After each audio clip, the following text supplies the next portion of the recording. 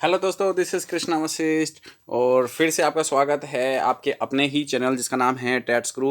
और अगर आपने सब्सक्राइब नहीं किया है प्लीज़ प्लीज़ प्लीज़ सब्सक्राइब ज़रूर करें, क्योंकि यहाँ पे मैं आपको क्वालिटी कंटेंट प्रोवाइड करता हूँ चाइल्ड डेवलपमेंट एंड पैडागोजी का, चाइल्ड ग्रोथ। अगर आप सीटेट की प्रिपरेशन कर रहे हैं या फिर आप एस्टेट की प्रिपरेशन कर रहे हैं तो आपके लिए ये वीडियोज़ रामबाण का काम करेंगी और आपके सारे ही कॉन्सेप्ट क्लियर होने वाले हैं। दोस्तों स्टार्ट करते हैं, सब्सक्राइब जरूर करें टैट्स क्रू। आज मैं आपको फिर से 10 क्वेश्चन करवाने वाला हूं, 10 क्वेश्चन जो कि मोस्ट एक्सपेक्टेड क्वेश्चन है सीटेट एग्जाम के लिए, एसटेट एग्जाम के लिए। जो कॉन्सेप्ट मैं आपको यहां पे बताऊंगा वही कॉन्सेप्ट पे आपके क्वेश्चंस आने की संभावना होती है। चलिए दोस्तों स्टार्ट करते हैं विदाउट वेस्टिंग एनी मोमेंट। पहला क्वेश्चन, अगर आपने पुराने वीडियोज नहीं देखे तो प्लीज पुराने वीडियो देखें, क्योंकि यहां पे मैं 21st क्वेश्चन करा रहा हूं। 21st question. तो पहला क्वेश्चन है दोस्तों, your class has learner with different learning styles, to assess them you would give them.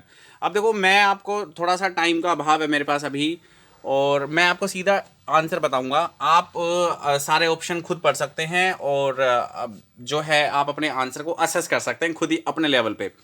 तो टाइम वेस्ट ना हो, मैं सीधा उसी आंसर को सीधा एक्सप्लेन कर दूंगा, ठीक है। Your class has learner with different learning styles. देखो ये तो सीधी सी बात है कि आप एज ए टीचर क्लासरूम में पढ़ा रहे हो तो आपके पास डिफरेंट डिफरेंट स्टाइल्स के बच्चे हैं। उनका जो थॉट प्रोसेस है, सबका जो थॉट प्रोसेस है इंडिविजुअल टू इंडिविजुअल चेंज होता है। तो एज ए क्लास टीचर आप उनको कैसे असेस करोगे, ठीक है। The same set of task and test बिल्कुल नहीं देना है, सेम टेस्ट तो देना ही नहीं है आपको, क्योंकि डिफरेंट इंडिविजुअल पर्सनैलिटी के लिए आप बात कर रहे हो तो डिफरेंट स्टाइल ऑफ टेस्ट ही की तो बात करोगे ना।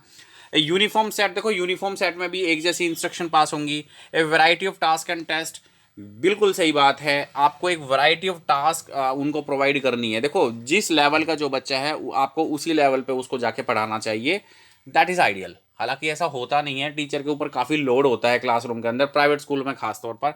बट आइडियली साइकोलॉजी क्या कहती है कि अगर बच्चा कम सोच पा रहा है तो उसके उसी के लेवल पे जाके पढ़ाओ, और बच्चा अगर करने में अच्छा है, क्रिएटिव बच्चा है, तो उसको उसके लेवल पे जाके पढ़ाओ। तो आंसर यहाँ पर हो जाएगा बच्चों, आपका आंसर हो जाएगा सी। बिल्कुल इजी सा क्वेश्चन था, आई थिंक काफ़ी सारे बच्चों ने असेस भी कर लिया होगा इसको बड़े आराम से। नेक्स्ट बात करते हैं 22 question. Now it is there is a tendency to refer to wrong concept of children as alternative conception, this could be attributed to. आजकल क्या है कि ये समझा जा रहा है कि बच्चे अगर गलत भी सोचते हैं तो उसमें भी कुछ ना कुछ उनका लाभ छुपा हुआ होता है, मतलब उसको हम ऑल्टरनेटिव कंसेप्शन मान के चलते हैं। बच्चा अगर कुछ गलत सोच रहा है तो हम उसको ये नहीं कहते कि you are weak, you are thinking wrong. बिल्कुल नेगेटिव वर्ड है, आप नेगेटिव वर्ड बच्चों को कह ही नहीं सकते हो। तो इसका साइकोलॉजी में एक पॉजिटिव तरीके से, किस तरीके से इसका पर्सपेक्टिव होता है कि ये बच्चों का नेगेटिव पॉइंट ना समझ के हम एक अल्टरनेटिव कंसेप्शन समझते हैं कि बच्चे दूसरे तरीके से भी, दूसरे प्रोस्पेक्टिव से भी सोच सकते हैं, हम इस तरीके से मानते हैं। तो इसमें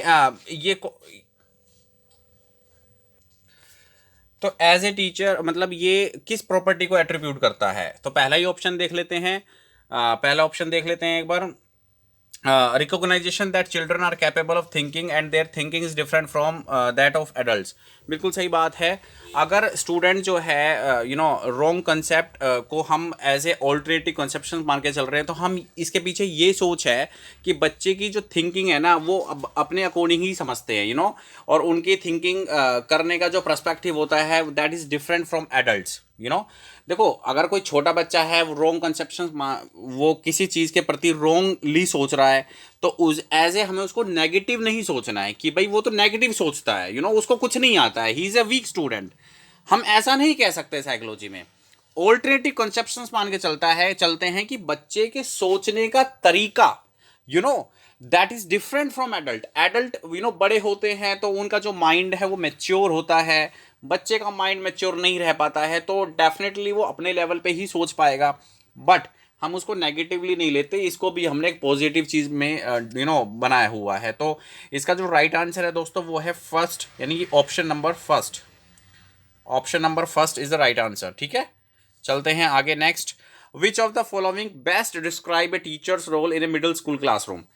इनमें से कौन सा जो ऑप्शन है वो टीचर का बेस्ट, टीचर को बेस्ट डिफाइन कर सकता है। Using power point presentation to give lecture. बिल्कुल देखो ये तो लिमिटेड कर दिया ना आपने टीचर की क्वालिटी को। अगर आप ये मान के चल रहे हो कि टीचर जो है बेस्ट प्रेजेंटेशन देता है, नहीं, इसके अलावा भी काफ़ी सारे काम होते हैं। बी ऑप्शन मैं नहीं पढ़ूंगा बिकॉज इसमें डिस्करेजिंग वर्ड यूज हो रहा है और डिस्करेजिंग वर्ड एक नेगेटिव वर्ड है, इसमें हमें इसको पढ़ना ही नहीं है। उसके बाद प्रोवाइडिंग अपॉर्चुनिटी फॉर डिस्कशंस, बिल्कुल सही बात है। एज ए टीचर जो बेस्ट रोल है टीचर का मिडिल स्कूल लेवल पे, आपको ज़्यादा से ज़्यादा बच्चों को अपॉर्चुनिटी प्रोवाइड करानी है, ठीक है, ज़्यादा से ज़्यादा वो डिस्कस करें। Option number C is the right answer. C is the right answer बच्चों। 24th, which one of the following statement about motivation और लर्निंग इज करेक्ट। इनमें से कौन सी स्टेटमेंट मोटिवेशन और लर्निंग के लिए सही साबित होती है। Learning is effective only when the student are motivated using external rewards. अब एक्सटर्नल रिवॉर्ड्स अपने आप में ही एक एक नेगेटिव चीज़ है। ज़्यादा यूज़ करोगे तो बच्चे जो हैं एक्सटर्नल रिवॉर्ड के लिए ही पढ़ेंगे। अगर एक्सटर्नल रिवॉर्ड नहीं दोगे तो बच्चे नहीं पढ़ेंगे। Motivation does not have any role to play in learning, बिल्कुल गलत बात है, ऐसा तो होता ही नहीं है। Learning is effective only when the student have intrinsic motivation, a desire to learn from inside, बिल्कुल सही बात है। ऑप्शन नंबर सी लगा लो बच्चों। लर्निंग जो है बेसिकली वो एक इंट्रिंसिक मोटिवेशन है। और इंट्रिंसिक मोटिवेशन क्या है कि बच्चा जो है अब बच्चे के दिल से ही आता है। किसी को आप टीच कर रहे हो तो लर्निंग कब करेगा अच्छे से, वो जब तक उसका दिल कहेगा कि हाँ भाई अब तो पढ़ना है, मुझे कुछ करना है। That is intrinsic motivation and that comes from inside, ये अंदर से आती है, ये कोई एक्सटर्नल फैक्टर वगैरह पे डिपेंड नहीं करती है, इससे इन्फ्लुएंस नहीं होती है, ठीक है। Option number C is the right answer बच्चों। 25th देख लेते हैं। Which one of the following statement about learning is correct. इनमें से कौन सी स्टेटमेंट लर्निंग के लिए करेक्ट है। Learning does not depend on the learners previous knowledge, बिल्कुल गलत बात है भाई। लर्निंग डिपेंड करती है लर्नर के प्रीवियस नॉलेज पर। लर्निंग इज ए पैसिव, बिल्कुल गलत बात है, पैसिव नहीं है, एक्टिव है ये। Learning is equivalent to acquisition of skills, learning is facilitated by social actions, बिल्कुल सही बात है। Option number D is the right answer. Learning is a facilitated by social action. देखो लर्निंग आपकी ज्यादा से ज्यादा कब हो पाएगी, जब आप सोशली एक्टिव होंगे। अगर आप अभी लर्निंग आपकी कुछ हो रही है राइट नाउ, तो बिकॉज ऑफ सोशली कनेक्टेड हो विद मी, मेरे साथ सोशली कनेक्टेड हो। मेरी अगर किसी के साथ लर्निंग है तो मैं भी उसके साथ सोशली कनेक्टेड होऊंगा। तो learning depends upon environment, social. जितना आप सोशल बनोगे पॉजिटिवली, उतनी ही ज़्यादा आपके पास लर्निंग होगी, ठीक है। नेक्स्ट बात करते हैं 26। Which one of the following is an important activity to enable childrens to learn. इनमें से कौन सी इंपॉर्टेंट एक्टिविटी है जो स्टूडेंट को हेल्प करेगी ज़्यादा से ज़्यादा सीखने में। पहला dialogue, reward, lecture, instruction. Sorry for that. तो इसका राइट आंसर है बच्चों डायलॉग। देखो रिवॉर्ड हो गया, लेक्चर हो गया, इंस्ट्रक्शन हो गया, ये लिमिटेड ऑप्शंस हैं। तो इसमें कौन सी जो एक्टिविटी है जो ज़्यादा से ज़्यादा बच्चों को करवाओगे आप, तो वो है dialogue.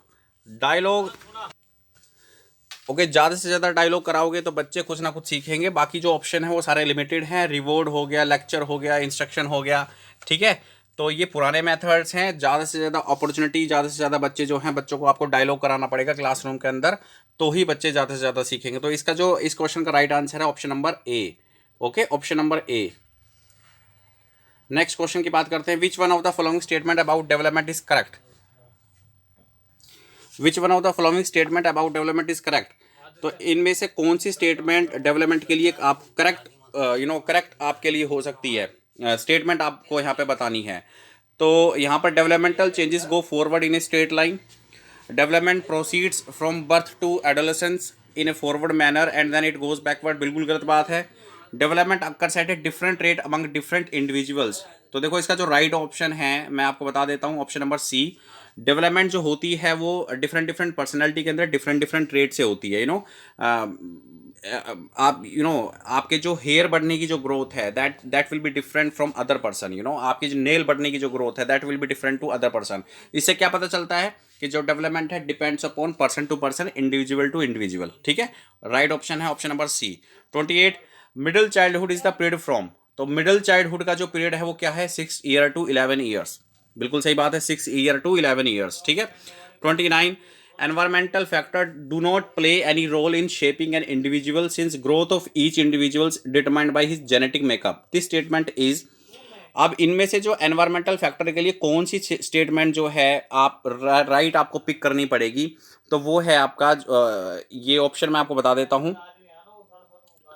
incorrect since there have been several researchers to prove that environmental can have a major influence on development। देखो इस क्वेश्चन से ये निकल के आ रहा है कि एक्चुअली में एनवायरमेंटल का ज़्यादा रोल नहीं है बच्चे की पर्सनैलिटी डेवलप करने में, ज़्यादा से ज़्यादा बच्चे का रोल है एनवायरमेंटल का रोल नहीं है, बट उसके जेनेटिक फैक्टर्स का ज़्यादा से ज़्यादा रोल है, हेरिडिटी का ज़्यादा से ज़्यादा रोल है। बट ये स्टेटमेंट बिल्कुल ही इनकरेक्ट है।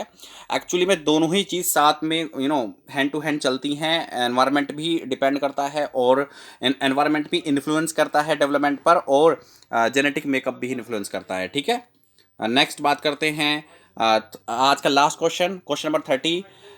इसमें पूछ रहा है कि भाई एक्चुअली में is a process through which a human infant begins to acquire the necessary skill to perform as a functioning member of society। बिल्कुल इसमें पहला ऑप्शन जाएगा बच्चों, socialization is a process through which a human infant begins to acquire the necessary skill to perform as a functioning member of society। तो socialisation बच्चों एक ऐसी चीज़ है जिससे ज़्यादा से ज़्यादा आप लर्निंग कर पाओगे, और जो इन्फेंट होते हैं वो ज़्यादा से ज़्यादा सोसाइटी के अंदर लर्निंग करेंगे। अगर सोशलाइजेशन नहीं है तो बच्चे का जो विकास है वो कम हो जाता है, यानी कि खुल के बच्चा लर्निंग नहीं कर पाता है। तो बच्चों ये थे आज के 10 क्वेश्चन। उम्मीद करता हूँ कि आपको ये वीडियो अच्छी लगी होगी, फ्रूटफुल लगी होगी, और अगर आपने थोड़ा सा भी वीडियो से कुछ गेन किया है please subscribe the channel. Thank you very much, मिलते हैं किसी नई वीडियो में नेक्स्ट टाइम। थैंक यू दोस्तों।